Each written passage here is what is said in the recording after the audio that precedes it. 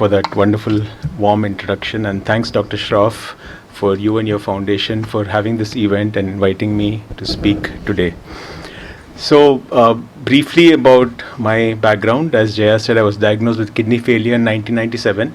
I had just finished my chemical engineering और मैं US जाने वाला था अपने masters के लिए, and then I had to take vaccines that people said students need to take just before foreign travel, and I took these vaccines और उसी दिन शाम को मेरी kidneys affect हो गई.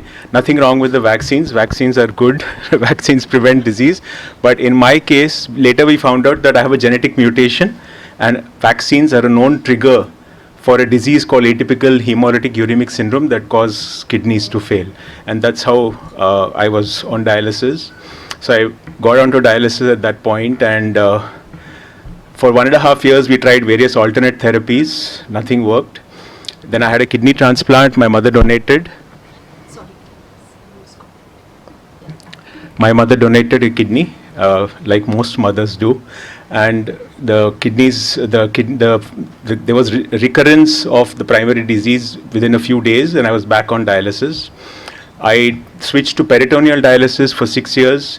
Got caught in a tsunami in Mahabalipuram, which is near Chennai, and the PD catheter got infected, and life had actually come back to normal with PD. I was working, I started a software company, but then went on this holiday in Mahabalipuram, got caught in the tsunami, neck deep in water, but had a miraculous escape. But in that process, my PD catheter got infected, and I had to give up PD, and I was very upset because PD, I felt, gave me my life back because I was working, traveling, playing table tennis and so on.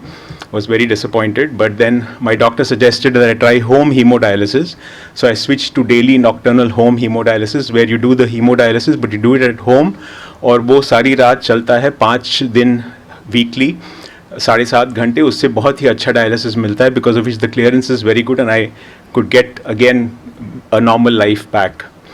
I started writing a blog at that point, और वो blog, जैसे जया ने कहा, lot of patients liked the blog and became fairly popular. I got an email from somebody called Vikram Uppala one day and said that I stumbled upon your blog, why don't we do something to change the way dialysis is done in India. और फिर विक्रम और मैं next सुबह मिले और ये idea form हुई कि why don't we start a chain of dialysis centers that look at everything from a patient's perspective and put the patient at the center of the universe, do everything that a patient needs from a dialysis network. And then we set up the first center in March 2010. Things went well. Our patients liked our services. We decided one very important thing, that we wouldn't call our patients patients.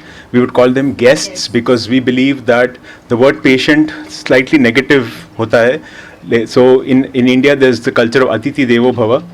So we said we would call our patients guests, and that became really the defining culture of NephroPlus. So things went well. We started adding center after center. Today we are present in 4 countries with almost 400 centers, having served more than 250,000 dialysis patients, and we continue to grow. I described my whole journey in a book called Silver Lining, which I launched in May last year. So now I just want to talk about a little bit about how patients of dialysis, kidney failure, with a kidney transplant, any other organ transplant, can actually take charge of our lives.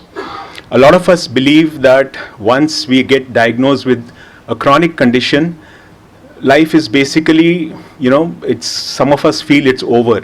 But like all of us in this, beautiful hall, the lovely audience that we all have shown, not only to ourselves but to the world, that life need not stop by any means. It can be as normal as anybody else. There are unfortunately a few people who still don't believe that, who still feel that the control of their lives is either in the disease's hands or in the doctor's hands or in the medicine's hands, all the restrictions that are imposed on us. So I just want to talk a few minutes about how we can take control, how we can take charge of our lives back in our hands.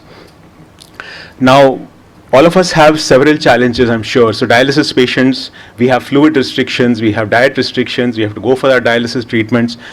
Organ recipients have their own set of challenges. Don't eat out, be careful about hygiene, don't go to crowded places, and medications on time, and a bunch of other challenges.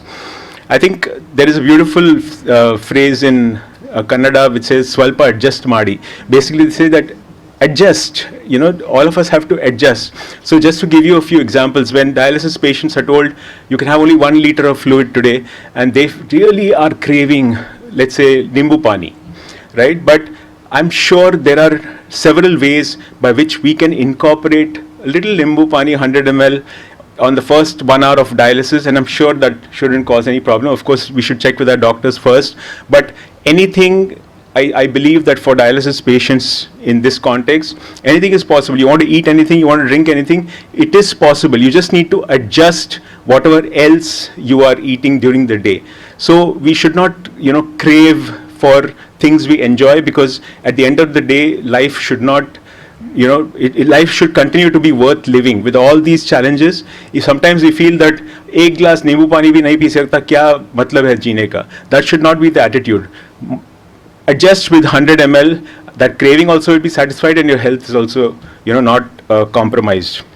Transplant patients, a lot of them feel that I cannot even eat a pav bhaji in a bandi. Right? While I agree that you can't eat a pav bhaji in bandi, but what's stopping you from following a nice YouTube recipe, making that pav bhaji at home very tasty, and enjoy the pav bhaji how much ever you want? I mean, compare the days of your kidney transplant with what you had during dialysis. Isn't it much better? So we need to be grateful for the things we can do, see how we can incorporate the things we can't by being intelligent and swalpa adjust madi. Few things I think we also need to do to make life more wholesome, to feel that we are in charge of our own lives.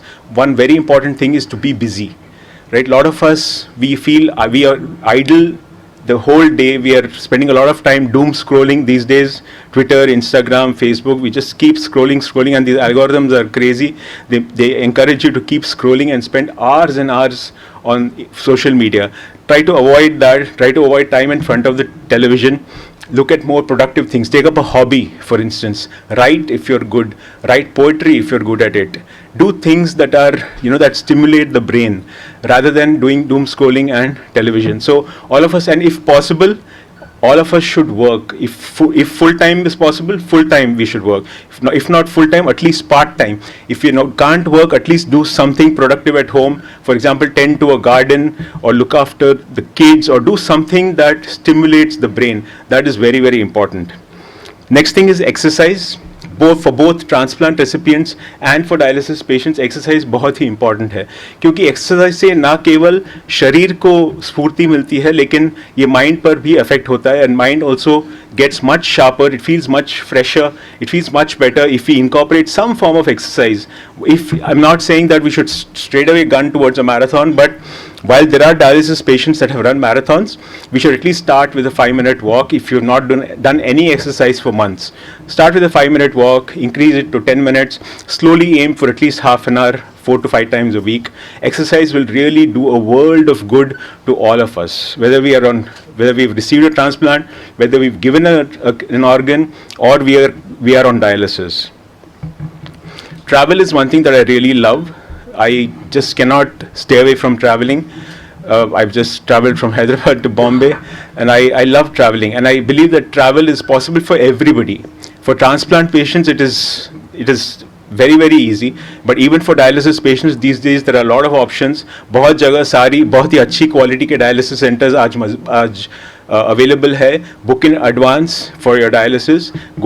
Go and travel. That's a really refreshing change to our often boring lives. It's very important to develop a positive mindset, right? This disease is all about the mind. While of course it is physiological, there are things that are wrong in our body, but remember, the mind controls the body, and if we keep a healthy mind, our bodies also will continue to remain healthy. So develop a mindfulness routine, which is, oh sorry, I keep touching that. And hello, yeah. So please develop a meditation, start with 2 minutes of mindfulness. It has nothing to do with any religion. Mindfulness can be practiced in a totally secular manner. All you need to do is find a quiet place, close your eyes and just focus on the breath. Your mind will get distracted, but bring it back to the breath. Slowly increase to at least 10 minutes twice a day. Do it over several months. You will actually notice the difference. You will feel much better. You'll feel more positive. Whenever you get into that negative spiral of depression, you will catch that and you'll get out of it. So it's helped me tremendously, mindfulness. I would strongly encourage all of you to start practicing mindfulness. And the last thing I'd like to say is that in this journey of our health, right, being compromised in some manner, we have to take the leading role. Often what happens is we submit totally to our doctors.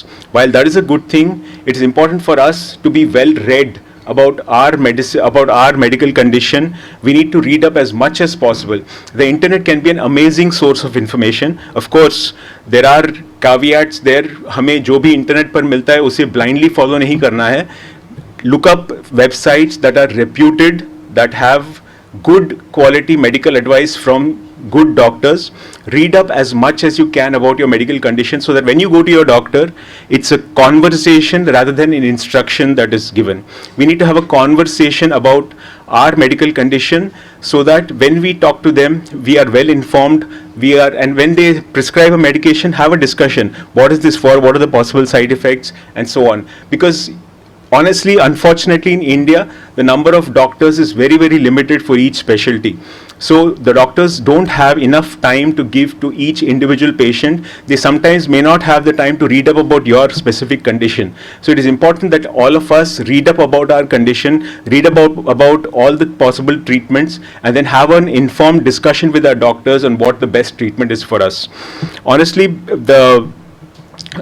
these days there are also a lot of these patient support groups, right? Vasundhara runs a beautiful Kidney Warriors Foundation that has a large number of kidney patients. So this is an excellent source of information because only the wearer knows where the shoe pinches, they say. So dialysis patients would, can help other dialysis patients, transplant recipients help other transplant recipients. So while we cannot take the advice that we receive from other patients as gospel truth, but at least it's a starting point. You know what they have experienced, you know what they have done to fix that problem, and you can at least try it or at least have a conversation about it with your doctor. So I think to summarize, no condition should stop us or constrain us from living the life that we were meant to live. It is possible, irrespective of whatever it is, to get back our life in our own hands and take control of it. Thank you.